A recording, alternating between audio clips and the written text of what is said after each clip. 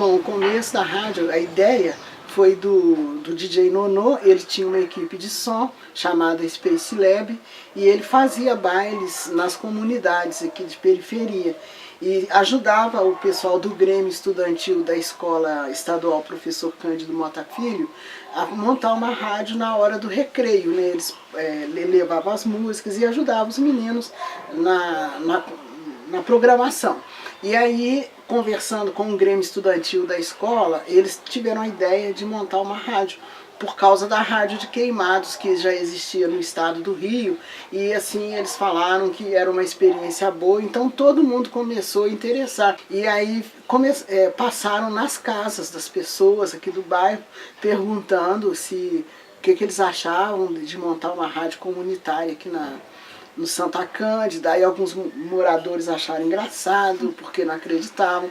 Outros falavam, é uma boa, que assim, a periferia é muito abandonada, aí vai ter uma coisa importante e tal. Durante muito tempo eles tentaram construir um transmissor, mas dava muito errado, porque o transmissor ele só ia daqui até ali no fim da rua e não pegava mais nada, além de dar interferência, né, nas TVs das pessoas, e então eles acharam que não era bom.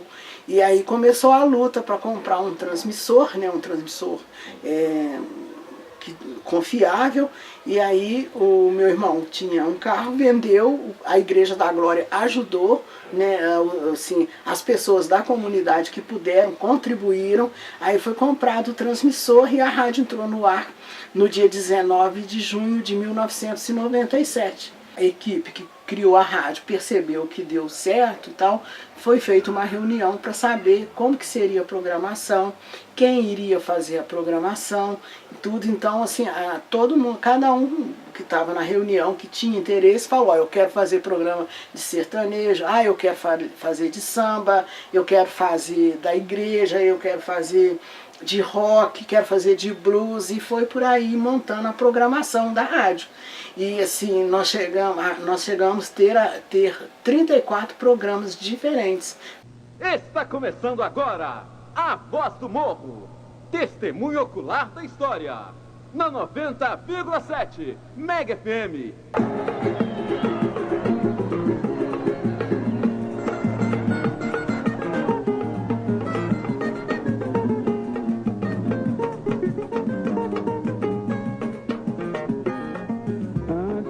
Aqueles morros não tinham nomes. Eu falava sobre a cultura racional, sabe? Sobre o conhecimento. Porque a cultura racional é um conhecimento que nasceu aqui no Brasil, porque o Brasil foi um país escolhido para esse ser maravilhoso acontecer aqui. Toda a vida eu tenho uma vontade imensa de divulgar esse conhecimento, porque é um bem tão maravilhoso que o bem que eu quero para mim, eu quero para a humanidade. Eu lembro direitinho, quando a Mega surgiu, eu falei, olha, eu vou lá. Fui, e ela falou assim, pode fazer o programa. Fiz 10 anos esse programa lá, 10 anos. Eu lembro que eu não faltei nem um dia que a minha mãe faleceu. Cada um com os seus programas. Tinha programa de todo jeito, né? Música, tinha programa de... até as religiões, não tinha nada, não era contra nada. Espiritismo, o católico falava, o evangélico falava, quer dizer, era a favor de tudo. A Mega era a favor de tudo e de todos.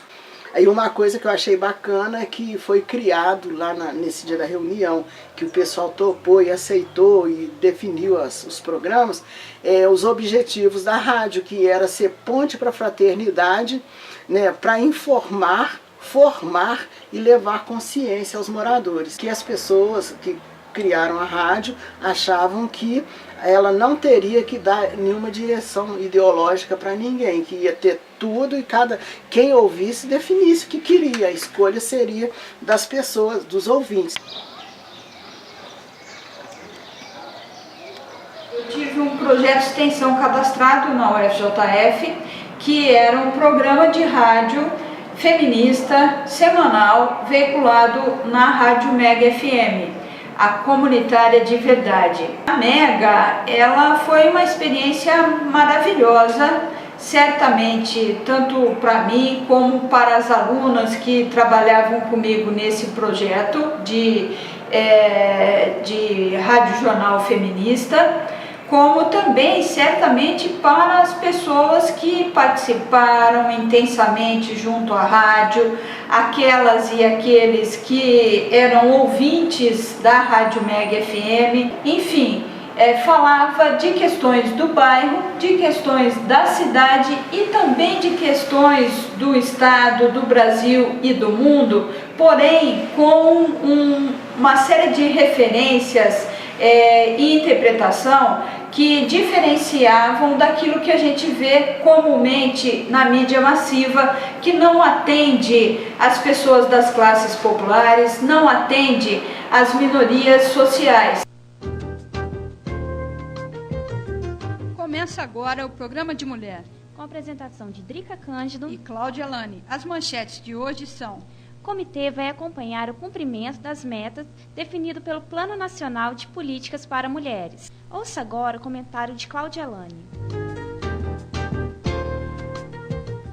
Na entrevista de hoje, ouvimos um pouco sobre o teatro mais ideológico, ligado à transformação da sociedade. E também nessa entrevista foi um pouco destacada a situação da mulher. Cada vez mais eu fui assim me envolvendo com a rádio, aí cheguei assim tinha um programa que chamava Hip Hop Brasil, porque quem apresentava o programa Hip Hop Brasil não tinha tempo mais por causa de trabalho e tal, então eu comecei a fazer para não ficar sem o programa de rap. E aí fazia o jornal A Voz do Morro, que era o jornal da rádio, e nesse jornal a gente assim analisava o que estava acontecendo no mundo, e um dos objetivos que a gente tinha com o jornal era desmontar as mentiras da mídia, né, hegemônica, né? E assim deu certo, porque a gente escolhia assim os temas, tipo assim, quando a rádio nasceu, o jornal mesmo nasceu quando os Estados Unidos invadiram o Irã e o Iraque, né? E muita gente ficou revoltada. E aqui a gente englobava Santa Cândida, São Benedito, Vila Alpina, Alto do Grajaú, Alto dos Três Moinhos, né? E assim, onde o sinal da rádio chegava, as pessoas participavam também. Tinha gente assim de vários bairros. Ela foi consequência também dos movimentos sociais, né? E tanto é que a maioria das pessoas que faziam parte da rádio eram ligados a movimentos sociais, movimento negro, pastoral da criança, umbanda, candomblé, cultura hip hop, pastoral da juventude, grêmio estudantil não só do Cândido Mota Filho, mas da escola de Santa Cândida e tudo. Então assim, os movimentos cigano, aí os movimentos sociais que cuidavam mesmo da programação da rádio. Então assim, isso foi um ganho importante, porque a comunidade assim começou a perceber, né, o que era a rádio, né, o que era a mídia e como que a mídia controlava nossas mentes, controlava nossas ideias, como que a mídia mentia para nós e continua mentindo. Quem participou da rádio e quem ouviu aprendeu o que é a mídia hegemônica e o que ela faz com a gente. Quando a gente mora em periferia, a periferia é sempre marginalizada.